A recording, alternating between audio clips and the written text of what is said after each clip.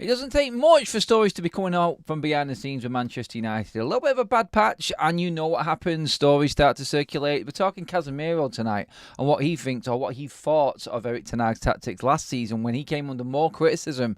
Casemiro, is it the same this season? Are we learning at all? And are players going to keep on talking as things keep on going wrong? Is this the culture mentality thing we were talking about outside of Old Trafford yesterday, now creeping into the media just a day after Fabrizio Romano has poo-pooed any more signings coming in or going out of Manchester United? We talked earlier on about Eriksen and Rabiot. We're going to give you more information on that and who United turned down on the last day of the window as another striking option as well. Plus, all of your live comments. It is fully interactive. Get your comments in, get any questions in, get anything you want to be brought up in the debates onto that live chat, and let's get into it. Please do give the video a like before we get started, everyone. Let's get 1,000. Come on, let's get that 1,000 likes tonight, everyone. That is your target. Let's cheer ourselves up. And of course, please do the most important thing, which is subscribe to the channel and hit that bell notification so you miss no Manchester United news or updates.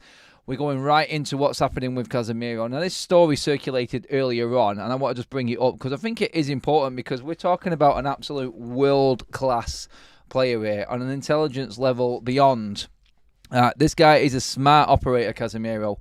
And Bruno Fernandes's quotes and what Bruno said regarding Casemiro are quite, I think they are very important, to be honest. I think that they say a lot about what Casemiro is all about. And Bruno pretty much saying, look, he's played for the two biggest clubs in the world.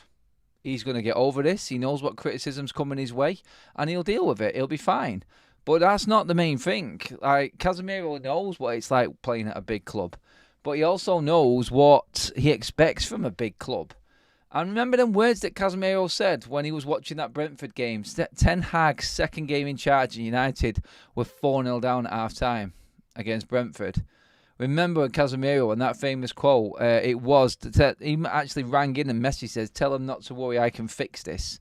And he joined that season, obviously, and we did have a very good season, and Casemiro was up for Player of the Season. I think a lot of people picked him. Him and Martinez were United's best players. And everyone was actually over the moon and thought United had made a very, very shrewd signing, 60 million for Casemiro. At the age, that was the concern, yes. But still, Casemiro had a great season. Then something changed in the summer of before last season. I was there in the pre-season. Something wasn't right. It was a little bit all over the place.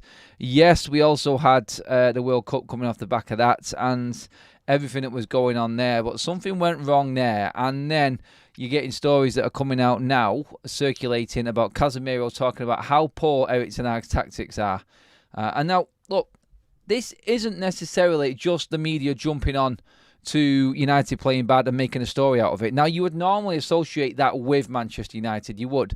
But when it comes down to Andy Mitten and the one saying this, I can say personally that this is something that he wouldn't just put out there. You can take this as a definite because he is the most connected journalist and man in the media in the country, really, especially when it comes to around Manchester United. I've spoken to journalists in London who say if you want to get involved in anything, media-wise or publications or anything like that, you speak to Andy Mitten. He is the most connected man going. He is the nicest man that you'll ever meet in the media world as well. He is one top stand-up bloke. And I can vouch for him and say, look, he's been talking on his podcast that The Athletic do. It's a brilliant podcast and they have some great people on there and some very good journalists as well. And he was just talking, like he would have talked to Casemiro, would have talked to representatives. And he wouldn't just say this, but I think he's defending Casemiro. Because I remember when we first signed Casemiro, Andy Mitten was talking and he did a piece and I think he did an interview. And it might have actually been in the Bishop's Blaze when he was talking on the same podcast because they hosted it from there. And he was talking about Casemiro and how clever he is and how where he studied and where he could have gone and how intellectual he was. And he's a smart operator. He knows his stuff. You can tell by the way he holds himself, Casemiro, and the way he just conducts himself. Like you can tell he's just one of them guys. Like well-educated, knows exactly what he's talking about, knows his way around football. He is very, very smart. And in the Talk of the Devils podcast, he was talking up like what a good signing this could be for United. And at the time, like I just said, it proved to be right. But now Casemiro coming out and having a go at... It's not so much having a go, but he's just saying, look, he didn't leak this out, Casemiro. This has just been talked about. And I think Andy Mitten is just defending what was a world-class operator and midfielder. And I hate agreeing with the likes of Jamie Carragher when he says that he doesn't need this right now. He doesn't need letting down like this. He's a very well-decorated, world-class operator in Casemiro, and he knows the stick that's coming because he's had it at Real Madrid. It's nothing at United compared to what it would be at Real Madrid. But he also had a system in place at Real Madrid that suited him. He's probably come to United expecting this to carry on. I just think he's come across the wrong manager again. And I feel like this is the problem that we've got right now. And journalists who know these players, and let's not forget, Andy Mitten is based in Spain as well. He lives in Spain, so he knows a lot of La Liga. He knows a lot of that football. And he knows a lot around Real Madrid. He actually lives in Barcelona. So when he's talking about Spanish-based players or people that played in La Liga, he knows an awful lot of background to what they are, how they play, what systems work well for them. So when Andy Mitten comes out and says that the system doesn't suit Casemiro and it is uncovering all of his flaws rather than helping his game, then you can take this as a definite. Like he knows his stuff and he's done his homework, Andy Mitten, and he won't just say this. This is when he's talking about it and openly talking about it on a podcast, you know that he's actually spoken with representatives or Casemiro himself. He gets plenty of interviews and plenty of time with players, Andy Mitten. He is brilliant. He's loved by the club, and you have to sit down and listen to when he opens his mouth because he knows a lot. He does. And this won't just be something made up. So I wanted to make that clear from the start that this isn't just a United doing bad media that's making a meal out of something that's not really there to be made a meal out of. This is someone who is well connected, who knows players, who knows the club, and would have asked the club and said, look, I'm going to be talking about this. This is what's going to come out. He would have already told Manchester United.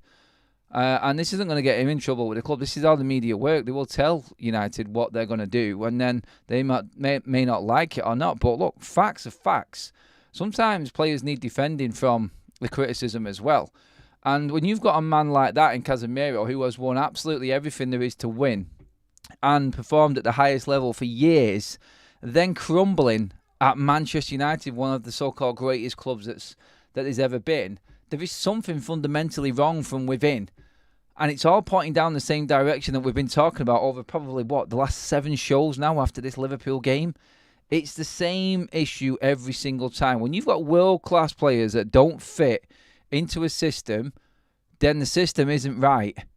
If you're playing a system that's unearthing the issues and, let's just say, the frailties and poor side of a player, then something is definitely wrong. Look, we all know that Casemiro's coming and he's in his twilight of his career, and his legs, but they're not gone. They're definitely not gone. His legs are just getting tired. It's harder. He can't get as much time on the ball. He was making stupid decisions yesterday. The thing is with Casemiro is he'll see that game there. He'll go back. He'll watch it all back again. He'll go through everything that he's done wrong, and he will come back and correct it. And that's what a world-class player does. Now, sometimes your brain is still there, but your legs can't keep up with you. I think that's where he's at right now. If you're going to be fair to him, and look, he deserves all the criticism he got yesterday. I would give it to him double barrel. You cannot expect to play that way in a massive game like that. And he knows if that was Real Madrid against Barcelona and Casemiro was making them same mistakes, he probably couldn't have drove out the bleeding the Bernabeu that night. He never would have got away with it. And he knows this. And it's like what Bruno said is right, what Andy Mitten says is right. Something is wrong with that system. Something doesn't work. And if Casemiro cannot handle that formation and that style that Ten Hag wants to play, then you have to change the system. You have to change the formation. You have to do something with the tactics. Otherwise, it's pointless having him there. And then that brings in the financial side of things. And it's like, well, you're going to drop a player that's on 350 grand a week wages. Are you really going to do that right now? Because then the business side comes in and it's like, so Jim Radcliffe all of a sudden looks like he was bang on the money when he was arguing with Murto when he was taking his tour around Old Trafford just before he was buying into the football club. Why would you buy a player? And Sir Jim Radcliffe isn't like let's just say Sir Jim Radcliffe isn't like the top guru in football knowledge. We know this. He's a businessman. but he's employed the right people to actually take care of Manchester United. We know that. And when you look at what Jim Radcliffe said with Casemiro, it's like, business-wise, it makes zero sense. It's now looking like football-wise, it's making absolutely zero sense. Because United had that sort of new manager bounce. And let's not kid ourselves.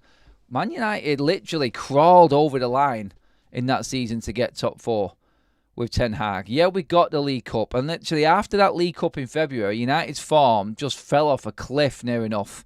And we had some absolute disastrous results. And then it carried on into the next season. We should have realised then that last part of that season in Ten Hag's first year, Manchester United had a few issues to sort out. We went out in the summer and bought the wrong players, completely the wrong players. He started changing up how United played. The goals completely dried up, as we know, last season. And now we're looking at the same situation again, but everybody's older and everybody's even more fed up with what's going on tactic-wise. And this is why you get stories like this coming out. I do fully believe Andy Mitten just knows the quality that Casemiro is, and he does feel sorry for him a little bit. And I think it's like a defensive sort of comment that he's come out with and made. And I think he's right in what he's saying. He is completely right in what he's saying. It's a shame, but at the end of the day, like Bruno said, Casemiro knows. There's no excuse. No excuse for the passes he made. And this game alone, like yesterday, that we're not talking like this is the tactics issue. This was on Casemiro yesterday against Liverpool, and everyone's jumped on him now because of his poor season last season. And I think that's why Mitten's come out and said about last season, look, that was all Casemiro yesterday, brain fart, complete meltdown. Nothing to do with tactics. He gave balls away that he shouldn't give away. Stupid mistakes. The tactics don't help United in scoring goals. But when you've got a qualified, absolute world-class player in Casemiro making mistakes like he did in that game against Liverpool, that's on him. So he won't defend him on that. But obviously, when you have a bad game like that, the pile-on comes and everything from last season then starts to creep in. And it's like, we're telling you he was crap last season, and look, no one's listening. Ten Hag picks him. Ten Hag had to keep him. It's no wonder that no one was taking him. And it all comes down to the stupid decision and how much Manchester United bought him for. Yes, he was great in that first season, but Sir Jim Radcliffe was the one who was writing all of this. Why would you spend 60 million on a 29-year-old? Which is why United were never, ever going to buy Rabiot. Why United were never, ever going to get Ivan Toney. They won't do it, Ineos. It doesn't fit the profile, and United would never do it. They've turned down Marco Asensio in the last day of the transfer window as a forward. Again, wrong profile of player. Just forget it. United are not going to do it. And you've just got to accept that times are going to change right now. We're not going to be having any desperate buys. Like we said earlier on, I didn't think there'd be anything in that Eriksen story that came out, and I didn't think United would go for Rabiot. I said it in that show. And then an hour later, Romano comes out and says United are never going to be in for Rabiot simply because he's already turned down $7 million a year net from Juventus. No one is going to pay them wages. He's waiting for Saudi. I'm convinced of it. I don't think anyone is going to be stupid enough to actually go out and get Rabiot right now. And Eriksen is going to see out his contract. It's as simple as that. United are not going to be just flip-flopping around and buying players that they shouldn't be buying. I'm going to get into the chat about everything I've just spoken about. I want your comments on Casemiro. I want to know if you feel sorry for him, if it's just tough luck, deal with it. It's your professional football. You're playing for United. You should be better.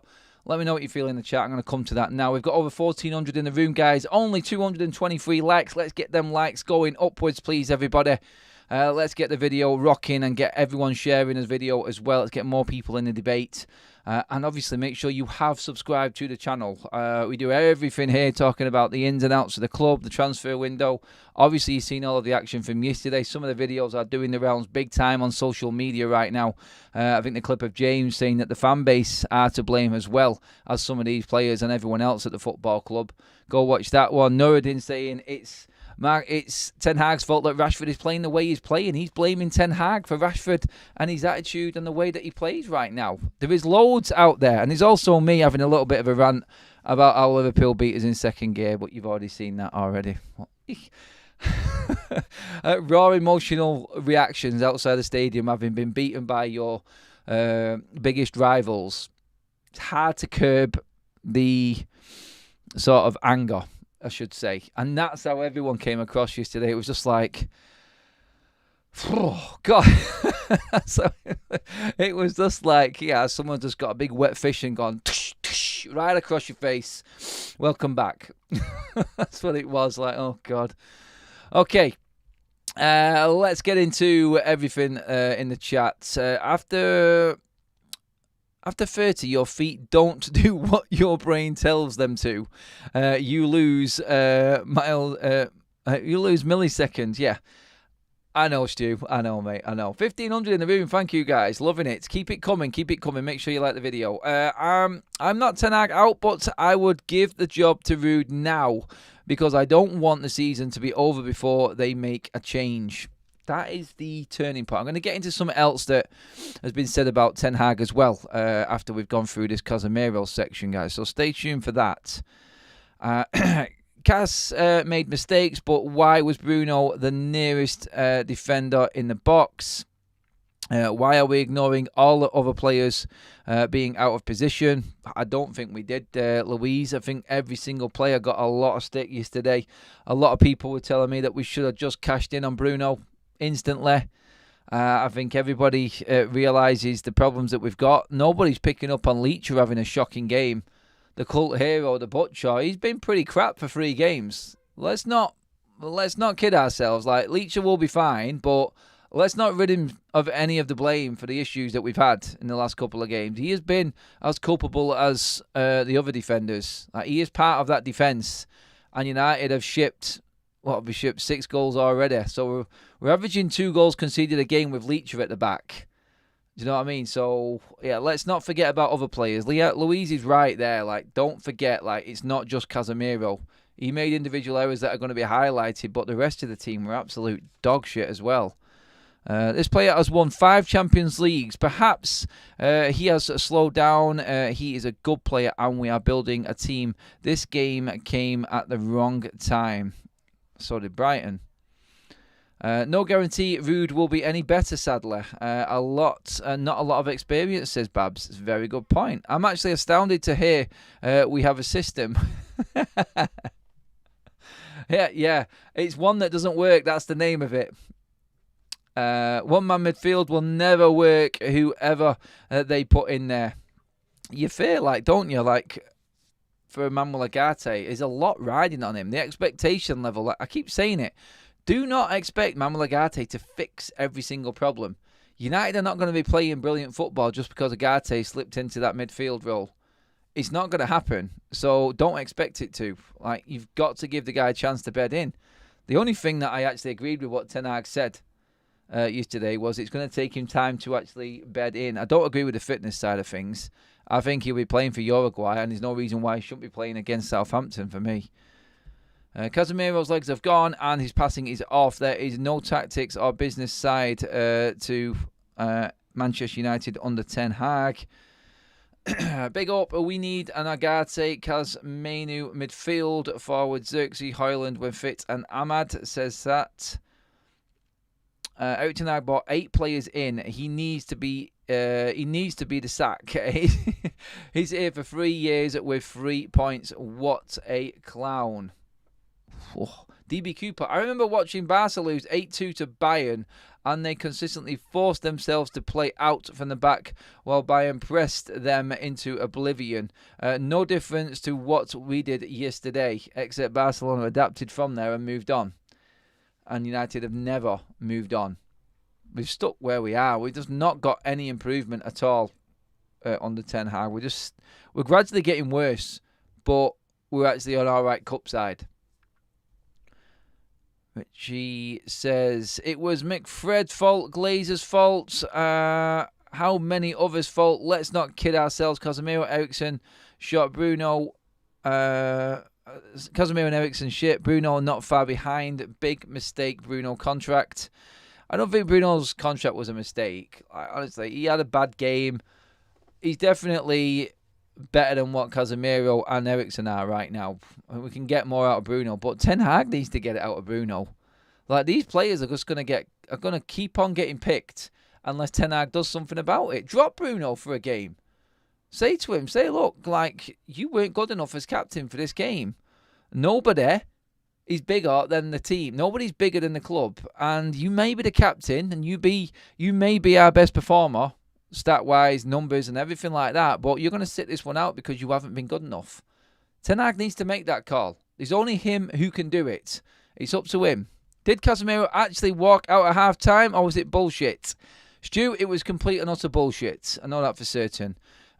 Someone making a meal out of that. Rob Dawson came out and said it wasn't the case. He was in the changing room with the squad.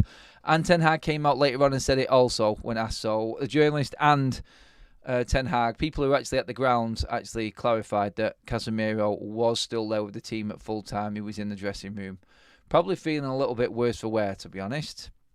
Cas win the ball, pass it to Cruz, and all he did at Real, we are asking too much of him.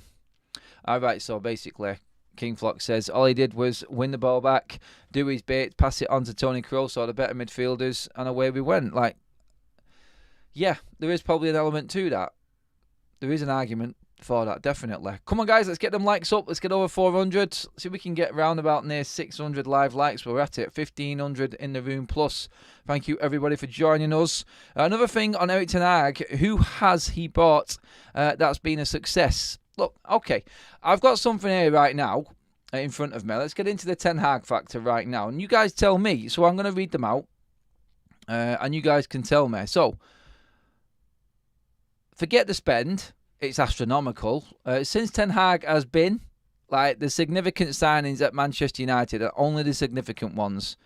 We're going to go a hit and miss list for Manchester United signings for Ten Hag. 616 million. And going down in fee order, you tell me, guys, if they're a hit or a miss.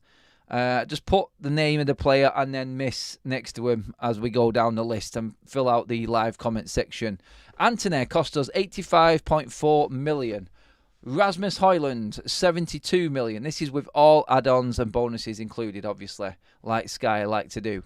Casemiro cost us 70 million. Mason Mount cost us 60 million. Lenny Yoro, 58.9. I'll take Lenny Yoro out because he's not started yet. Lisandro Martinez, 56.7 million. Manuel Ugarte, 50.7. Take him out because he's not played yet. Andre Onana, Inter Milan, cost us 47.2 million. Mateus de Ligt, 42.7 million. Joshua Zirkzee, 30 million. Mazraoui, 17 million. Tyrell Malacia, 14 million. Christian Eriksen, 3.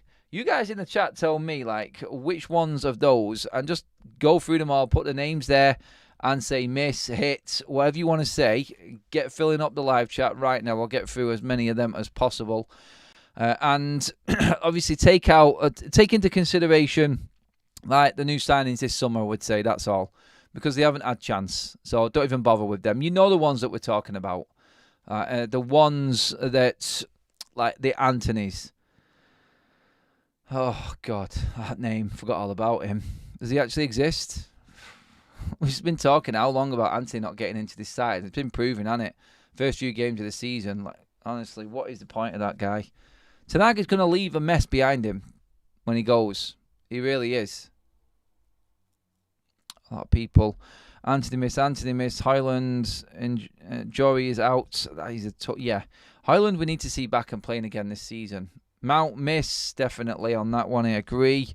Onana, 100% a miss. And we have to just be honest with ourselves with this. Maguire isn't a... Maguire wasn't bought by Ten Hag. We're not going to give him that one. Day after Liverpool, everyone a miss. Yeah. I'd sell Rashford today. Eagle/Player FC. Waste of shirt. Ahmad and Ghana wingers going forward. Says Step David. Yeah, I know, mate. I wish it was that. I wish it was. You know what an interesting front four would be? Like, go all out with your signings and see. Like, rest Bruno out. Play Xerxes in 10. Højlund at 9. Garnacho on the left and Ahmad on the right. See how that front four does. Because I think you might get some joy out of that. I think it'll be something different anyway, and United could play a different way. So, yeah, I think that's definitely something to look into. 100% an option there. But he's got to be brave enough to... He's got to be brave enough to actually try and mix things up a little bit. Martinez is too small, says David. No, come on, we know that that's not the case. Mount, I need to see him playing over 20 games to make an honest judgment about his game. I'm just going to say miss because he's always injured, mate. It's ridiculous. I can imagine that there will be heated discussions between Ineos and Erik ten Hag during the international break. I think they'll be just saying to him, look, this has to change very, very quickly. Otherwise, we have got a problem. And the decision, I don't think Ineos are going to be scared to make a decision. That's all I'll say. When it comes to Ten Hag, I don't think Ineos are going to be scared to make a snap decision on that at all. Only Martinez has been a success of his signings, in my opinion. Rashford can't be a miss this season. Hasn't even had a shot on target. Casemiro and Eriksen are both mates, said Richard. This is an interesting article from a Dutch journalist that was brought up earlier on today. It's Valentin Driesen, I think that's how you pronounce it, sorry. A prominent and reliable Dutch journalist reported in his column in The Telegraph, he strongly claimed that Ten Hag's time at Manchester United was over. And see if you agree with everything that he says here. Driesen stated, his time at United is over, indicating that the 54-year-old's position at the club might come to an end sooner rather than later. The weekend loss to Liverpool, managed by Ten Hag's compatriot Arne Slot, added to the mounting pressure. Notably, Liverpool, despite not fielding any new signings, have managed to win all 3 of their Premier League matches this season. Before the clash against Liverpool, Erik ten Hag claimed that Manchester United was the second most successful team over the past 2 seasons, only behind Manchester City. However, Driesen pointed out that the manager conveniently overlooked the fact that United finished 8th in the league last season. The journalist attributed much of United's struggles to Erik ten Hag, suggesting that his public statements are not helping the situation. Driesen further remarked, although despite discussions with other candidates, the club ultimately expressed its confidence in Ten Hag. How long this confidence will last remains to be seen. Something like that can happen, but the way in which Liverpool, who weren't even playing at their best, played Ten Hag's team into a pathetic pile, rubbed extra salt into the wound. It could easily have been 7-1, 8-2, he said. The Brazilian Casemiro was a target, but it is Ten Hag who sets him up and continues to choose him, although at this time he intervened during half-time. The Dutch journalist also highlighted the scrutiny Ten Hag faces from the English media and former United players. He said Ten Hag faces the same ordeal as Casemiro. The English media have sharpened their knives, and this also applies to the army of analytics with many former English stars and former top United players such as Roy Keane. Yeah, we all know that Ten Hag has banned journalists before for writing things in the media. Will they start to come about again? I don't know. I don't know is the answer to that. But Ten Hag has got a big problem on his hands. A huge problem on his hands, in fact. And you have to just look at what's in front of him now, and he needs to change it. Otherwise, them questions from journalists are going to keep on coming. The pressure is going to keep on mounting. The deluded responses from Ten Hag in press conferences are going to be back. And all of the media have said the same thing regarding that. Sometimes you're just sat there and you're scratching your head like, what the hell is this guy saying? Like, seriously, what is he saying? Because he's making no sense. He's talking another game that everybody else isn't watching. And that's what the media have said, the ones that are in the press conferences. So, yeah, really, there is a problem with Ten Hag. And you have to just hold your hands up and say, look, it looks like the writing is on the wall unless he does something drastic. He has to stop being so stubborn in his ways and start changing things up. And changing things up isn't just changing players, but he needs to work on a different system. He needs to work on a different formation. And he has to be adaptable to change. Otherwise, he is just going to get steamrolled over. If I'm Southampton right now, I'm sharpening my knives and waiting in anticipation for United to turn up in a couple of weeks' time.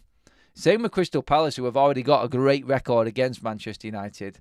And obviously, we've got Spurs at home after that. I mean, Barnsley probably thinking that they've got a chance against us going into this game. But look, It's whichever way you look at it, nothing has changed, and United going forward with what everyone has said today, everyone said yesterday.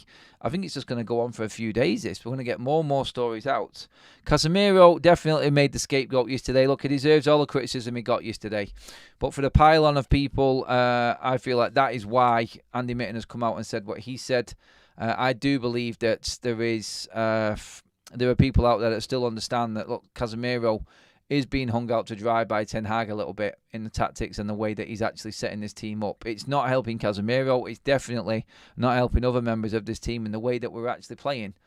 It needs changing, and that is down to one man. There's only one man that can do it, and that is Erik Ten Hag. So let's see what he does over the coming games, and let's see what he does going into the next group of fixtures, because not easy. Not in the league. And obviously we've got the Europa League and the League Cup in there as well now. So Ten Hag's go to the cup competitions, he can't really be affording to go bad in them. He can't. After 600 million quid, that kind of attacking style, what kind of attacking style are we playing? Says Rodrigo.